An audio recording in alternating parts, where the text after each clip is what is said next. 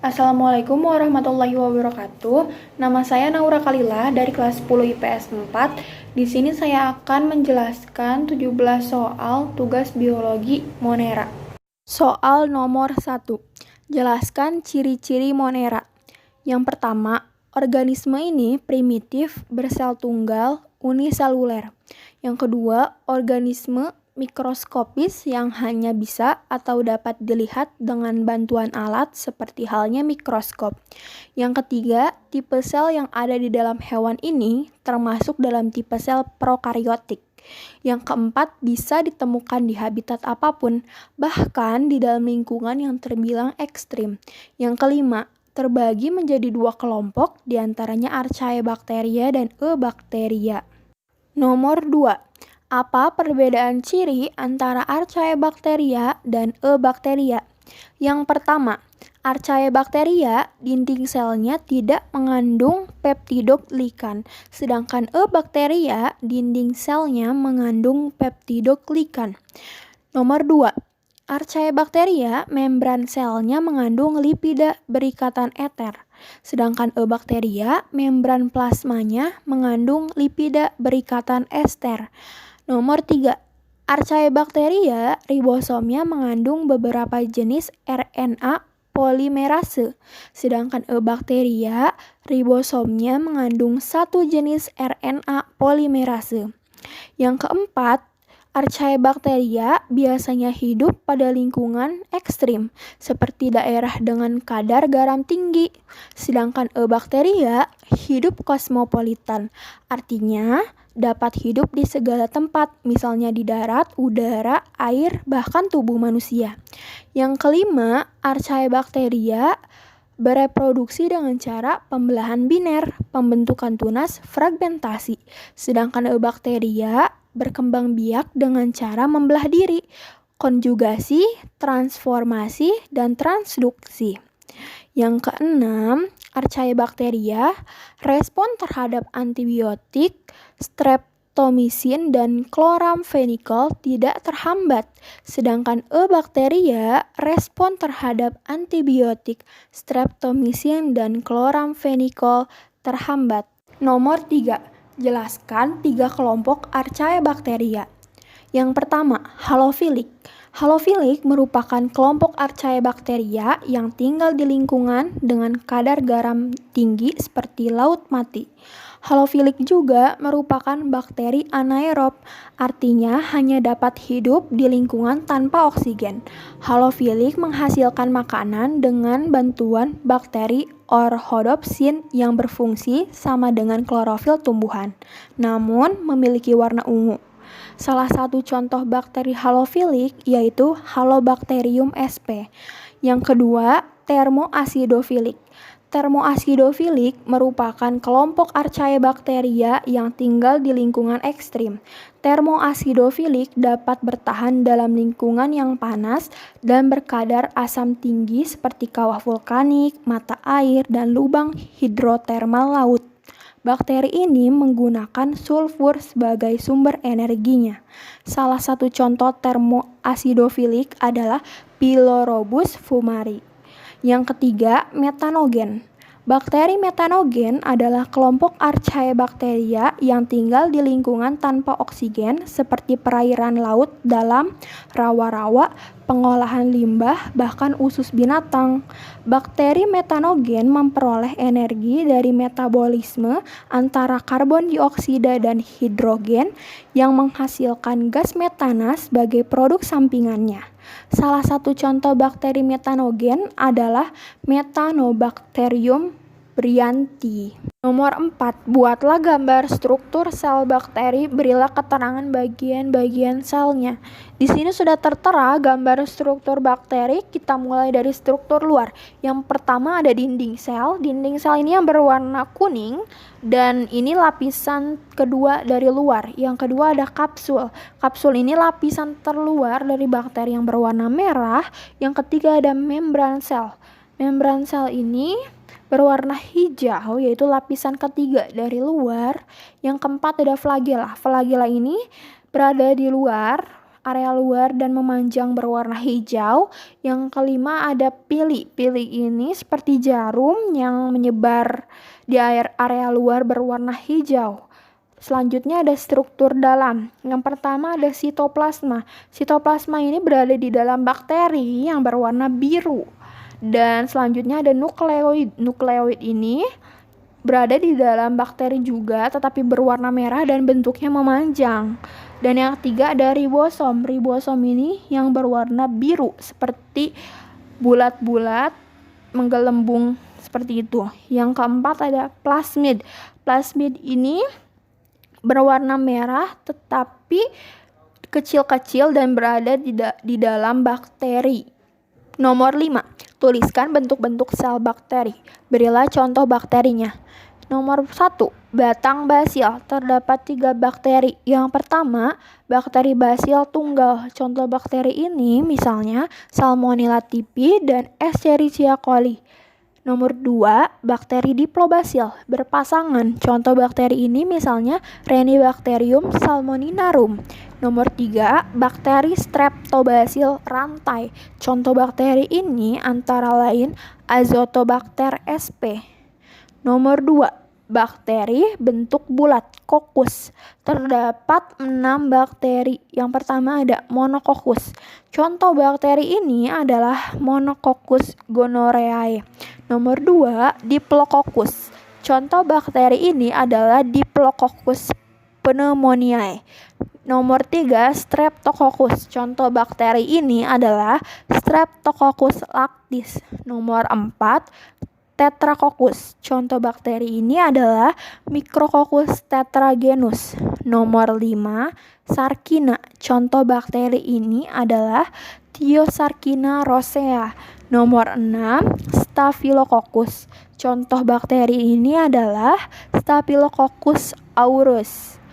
Yang ketiga, bentuk bulat batang Coccobacil. Contohnya adalah Sociala burnetii. Yang keempat, bentuk spiral, Spirillum. Terdapat 3 bakteri. Yang pertama, Spirillum, bentuk sel seperti spiral. Contohnya Rhodospirillum rubrum. Nomor 2, Spiroseta, bentuk sel seperti spiral uril atau sekrup. Contohnya Treponema pallidum. Nomor 3, Vibrio, bentuk sel seperti koma. Contohnya Vibrio cholera. Nomor 6, jelaskan cara bakteri berkembang biak secara vegetatif. 1. Reproduksi aseksual.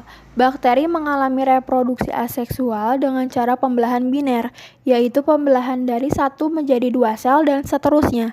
Pembelahan biner ini termasuk pembelahan amitosis, artinya pembelahannya tidak melibatkan tahapan pembelahan sel seperti halnya manusia, melainkan berlangsung spontan atau secara langsung. Untuk melihat tahapannya, simak gambar berikut.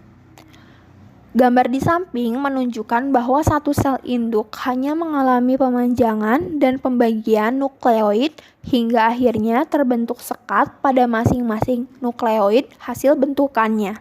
Nomor 7. Jelaskan cara-cara perbiakan bakteri secara generatif. A.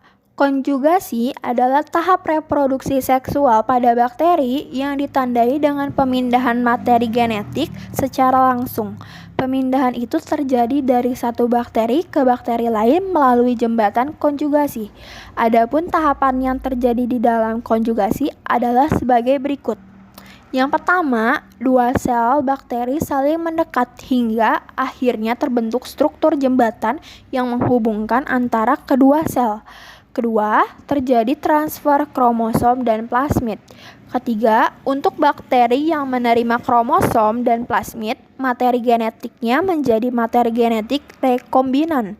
Keempat, bakteri dengan materi genetik rekombinan akan memisahkan diri. Akibatnya, terbentuk 2 sel anakan dengan sifat baru. Kelima, tidak semua bakteri melakukan konjugasi. Contoh bakteri yang melakukan konjugasi adalah Salmonella typhi dan Escherichia coli menggunakan pilus seks. Selanjutnya masih di nomor 7. B. Transduksi. Pada proses transduksi melibatkan peran organisme lain, yaitu virus. Itulah mengapa rekombinasi gen antara dua bakteri dijembatani oleh virus fag, bakteriofag. Virus yang paling sesuai digunakan untuk proses transduksi ini adalah virus fag temperat. Hal itu karena virus ini mampu bereplikasi secara litik dan lisogenik. Adapun tahapan dalam transduksi adalah sebagai berikut. 1. Bakteri diinfeksi oleh virus fag sehingga virus mengandung DNA bakteri tersebut. 2. Virus fag tersebut kemudian akan menginfeksi bakteri-bakteri lainnya. Akibatnya, terbentuk bakteri baru dengan rekombinasi gen sesuai dengan rekombinasi gen pada virus penginfeksinya. 3. Terbentuklah bakteri-bakteri rekombinan. Masih di nomor 7. C. Transformasi. Jika pada konjugasi bakteri akan memindahkan materi genetiknya melalui jembatan penghubung, pada transformasi tidak demikian. Pada transformasi, materi genetik akan dipindahkan oleh bakteri secara langsung atau tidak melalui jembatan penghubung, jembatan konjugasi. Namun, tidak semua bakteri yang mampu memindahkan materi genetiknya secara langsung. Biasanya, bakteri yang mampu bertransformasi adalah bakteri yang memproduksi enzim tertentu. Contohnya adalah Rhizobium, Neisseria, Bacillus, dan Pneumococcus. Agar pemahamanmu menjadi lebih mudah, perhatikan gambar berikut. Nomor 8. Jelaskan tipe-tipe bakteri berdasarkan banyaknya flagel. A. Atrik. Atrik adalah bakteri yang tidak mempunyai flagela. B. Monotrik. Monotrik adalah bakteri yang mempunyai flagela yang berjumlah 1 pada salah satu ujung selnya. C. Lovotrik. Lovotrik adalah bakteri yang mempunyai flagela lebih dari 1 pada salah satu ujung selnya. D. Amfitric. Amfitric adalah bakteri yang mempunyai flagela 1 atau lebih dari 1 pada kedua ujung selnya. E. Peritric.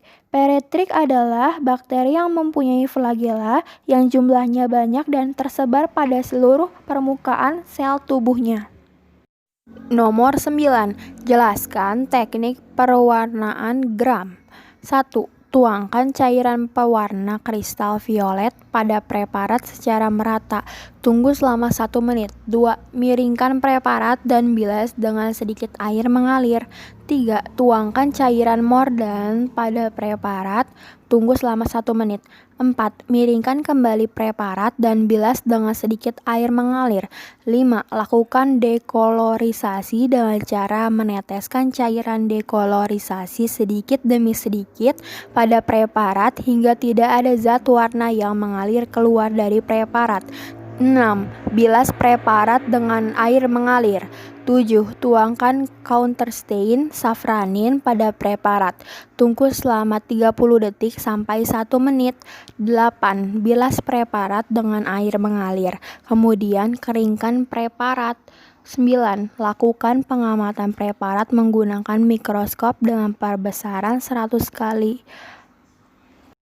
Nomor 10. Apa yang membedakan bakteri gram negatif dengan bakteri gram positif? 1.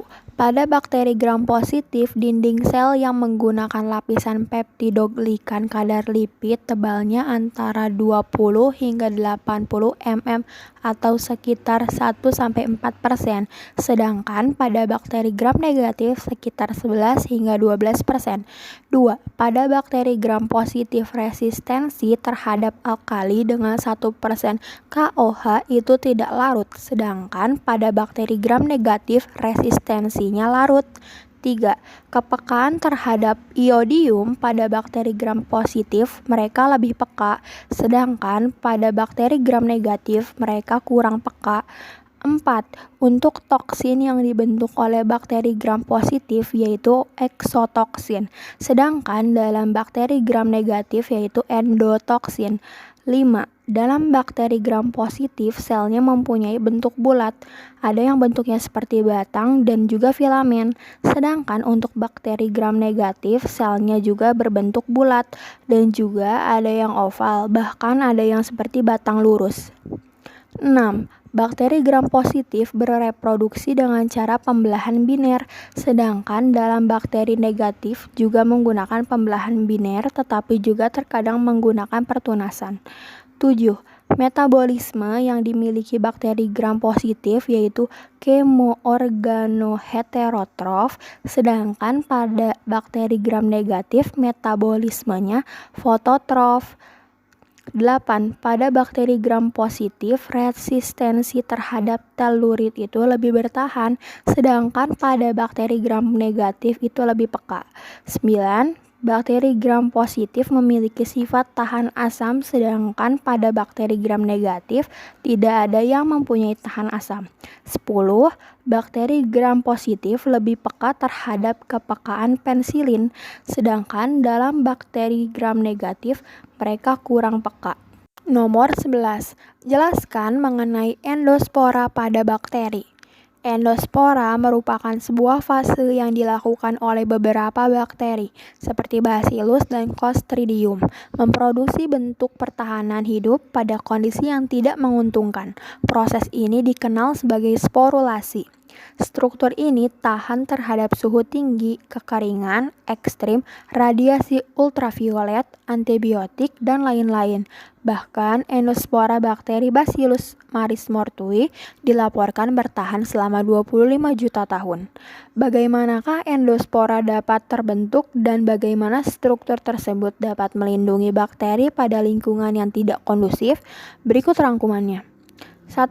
Endospora terbentuk saat dipicu kondisi tak optimal, kekurangan nutrisi, kekeringan, terpapar panas, dan kondisi tak kondusif lain. 2. Endospora terbentuk melalui pembelahan sel tak simetris yang diikuti oleh penebalan dinding sel dan akumulasi senyawa unik endospora. 3. Dinding endospora yang tebal serta senyawa uniknya berfungsi sebagai pelindung bakteri dari kondisi ekstrim, panas, kekeringan, sinar UV, dan antibiotik. 4. Contoh bakteri yang memiliki endospora: Bacillus subtilis, Bacillus anthropaeus, B. megatherium, B. anthracis, dan B. cereus. Contoh lain: Clostridium, Epolipisium, Symbion ikan, Strugeon.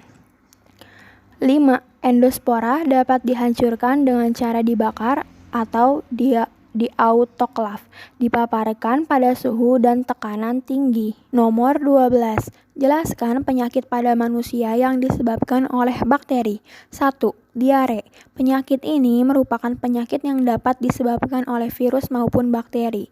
Jika disebabkan oleh bakteri, penyakit ini disebabkan oleh beberapa jenis bakteri. Beberapa contoh bakteri yang dapat menyebabkan penyakit ini adalah E. coli, Campylobacter, Clostridium difficile, Salmonella atau Shigella. Ini sering dialami manusia dan menyebabkan terjadinya infeksi pada sistem pencernaan. 2. Kolera. Penyakit ini menyebabkan penderitanya mengalami diare secara tiba-tiba dan sering, dehidrasi, mual dan muntah, serta kram perut. Penyebabnya karena infeksi bakteri Vibrio cholerae yang memproduksi racun CTX sehingga menyebabkan tubuh sulit menyerap air dan dikeluarkan dalam bentuk diare. 3. Disentri. Penyakit ini disebabkan oleh bakteri Shigella yang menginfeksi usus sehingga menyebabkan diare yang disertai darah dan lendir, disertai pula dengan gejala kram perut, mual, dan muntah. Bakteri Shigella berasal dari makanan atau minuman yang kurang bersih. 4. Tipes. Penyakit ini ditandai dengan demam tinggi hingga 40 derajat Celcius, sakit perut, sembelit, atau diare. Penyebabnya adalah bakteri Salmonella typhi yang menyerang sistem pencernaan dan berasal dari makanan yang terkontaminasi. Nomor 13. Jelaskan faktor-faktor yang mempengaruhi kehidupan bakteri. A. Suhu. Suhu merupakan faktor lingkungan yang sangat penting yang dapat mempengaruhi aktivitas organisme. Mikroba sangat mudah dipengaruhi oleh perubahan suhu. Meskipun bakteri pada umumnya tumbuh pada suhu di atas 35 Celcius, namun setiap spesies ada batasan suhu maksimum dan minimum untuk pertumbuhan. Makin tinggi suhu, maka aktivitas enzim makin cepat sampai batas tertentu. Setiap mikroba tumbuh pada kisaran suhu tertentu. B. Oksigen. Mikroba di lingkungan habitat alamiah membutuhkan berbagai jenis gas-gas seperti oksigen, karbon dioksida, nitrogen, dan metana. Untuk mengkultivasi mikroba di laboratorium, maka harus diperhatikan kebutuhan akan sejumlah gas-gas atmosfer. C. Derajat keasaman pH. Masing-masing mikroba mempunyai ketahanan yang berbeda-beda terhadap asam dan basa. Misalnya bakteri tumbuh pada pH sekitar 7, meskipun kisaran pH-nya ada 5-8, sedangkan hamir dan kapang tumbuh baik pada pH rendah. Walaupun demikian, bakteri tertentu yang mampu tumbuh pada pH rendah, misalnya Acetobacter sp, tumbuh pada pH 2 atau 3, dan Thiobacillus sp dapat tumbuh pada pH 1. Banyak bakteri menghasilkan asam yang justru menghambat pertumbuhan bakteri. Untuk mempertahankan pH, maka medium ditambahkan larutan penyangga, garam dan fosfat atau garam dari asetat untuk menjaga agar pH tetap konstan. Nomor 14. Jelaskan peranan bakteri pada manusia. 1. Dalam bidang pangan. 1. Lactobacillus lactis dapat mengendapkan kasein dari susu untuk proses pembuatan buttermilk. 2. Lactobacillus bulgaricus berperan dalam proses pembuatan yogurt. Acetobacter psyllinum berperan dalam proses pembuatan nata de coco. 3. Lactobacillus sp berperan dalam proses pembuatan terasi. 4. Streptococcus thermophilus dan Propionibacterium shermani berperan dalam proses pembuatan keju. 5. Streptococcus lactis berperan dalam pembuatan mentega. 6. Bacillus coagulans mengubah glukosa menjadi fruktosa sebagai pemanis makanan. 7. Bacillus thermophilic berperan dalam proses pembuatan bir. 8. Escherichia coli dapat mensintesis vitamin K dan pembusukan makanan di dalam perut manusia. 2. Peranan bakteri dalam bidang farmasi. 1. Penicillium notatum digunakan sebagai antibiotik penisilin untuk pengobatan infeksi. 2. Propionibacterium shermani digunakan untuk membuat vitamin K. Acetobacter digunakan untuk pembuatan vitamin C. 4. Corynebacterium glutamicum digunakan untuk menghasilkan asam amino. 3. Peranan bakteri dalam bidang industri. 1. Clostridium thermococcus berperan dalam pembuatan kertas. 2. Thermus aquaticus berperan menghilangkan rambut kulit dalam industri kulit. 3. Rhizobium radiculola dan Nitrosococcus berperan mengikat nitrogen pada industri pertanian. 4. Methanobacterium dan Methanobacillus berperan dalam pembuatan biogas. Nomor 15. Jelaskan mengenai proses sterilisasi dan pasteurisasi. Sterilisasi merupakan suatu proses untuk membunuh mikroorganisme sampai ke spora-sporanya yang terdapat di dalam bahan makanan. Proses ini dilakukan dengan cara memanaskan makanan sampai temperatur 121 Celcius selama waktu 15 menit. Salah satu contoh alat untuk melakukan sterilisasi adalah autoclave. Pada alat autoclave ini, bahan makanan dipanaskan sampai temperatur 121 sampai 134 Celcius. Makanan diproses selama 15 menit untuk temperatur 121 Celcius atau pada temperatur 134 Celcius selama 3 menit. Setelah pemanasan ini dilakukan pendinginan secara perlahan untuk menghindari overboiling ketika tekanan diberikan pada makanan. Pasteurisasi merupakan suatu proses untuk memperlambat pertumbuhan mikroba pada makanan. Proses ini tidak dimaksudkan untuk membunuh semua patogen yang terdapat pada makanan, melainkan untuk mengurangi jumlah patogen sehingga tidak menyebabkan penyakit. Alat-alat pasteurisasi bergantung pada tipe produk yang akan dihasilkan. Nomor 16. Apa perbedaan ciri alga cyanophyta atau cyanobacteria dengan bakteri? Definisi 1. Bakteri. Bakteri merujuk pada anggota kelompok besar mikroorganisme uniseluler yang memiliki dinding sel tetapi kekurangan organel dan nukleus terorganisir, termasuk beberapa yang dapat menyebabkan penyakit. 2. Cyanobacteria. Cyanobacteria merujuk pada divisi mikroorganisme yang terkait dengan bakteri tetapi mampu melakukan fotosintesis.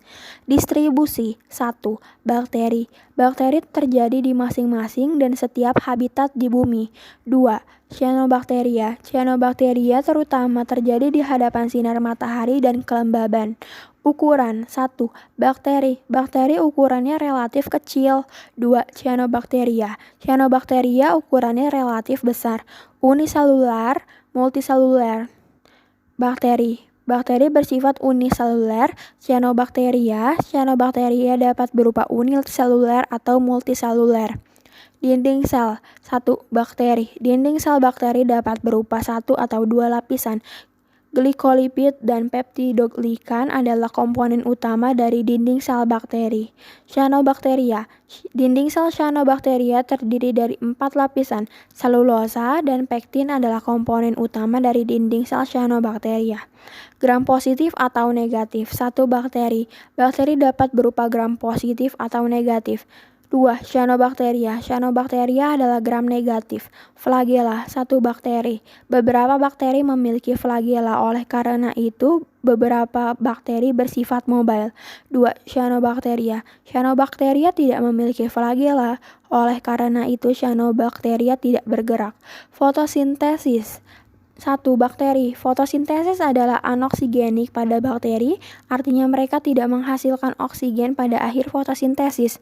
2. Cyanobacteria. Fotosintesis adalah oksigenik pada cyanobacteria, artinya mereka menghasilkan oksigen pada akhir fotosintesis.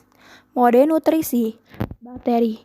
Sebagian besar bakteri adalah heterotrof. Cyanobacteria adalah autotrof. Nomor 17. Jelaskan contoh jenis cyanophyta atau cyanobacteria. Cyanobacteria merupakan bakteri gram negatif yang fotoautotrof serta umumnya berbentuk koloni atau filamen, memiliki pigmen phycobilin untuk menyerap energi cahaya. Berikut 3 contoh jenis cyanobacteria. Yang pertama, cyanobacteria ganggang biru yang bersel satu. Contohnya, Coccus, hidup di dasar kolam atau tembok yang basah. 2. Cyanobacteria ganggang biru berkoloni. Contohnya, Spirulina sp merupakan sumber makanan alternatif mendatang. 3. Cyanobacteria ganggang biru berbentuk benang. Contohnya, Oscillatoria, berbentuk benang yang tersusun atas sel-sel yang pipih rapat dan tidak diselubungi lendir.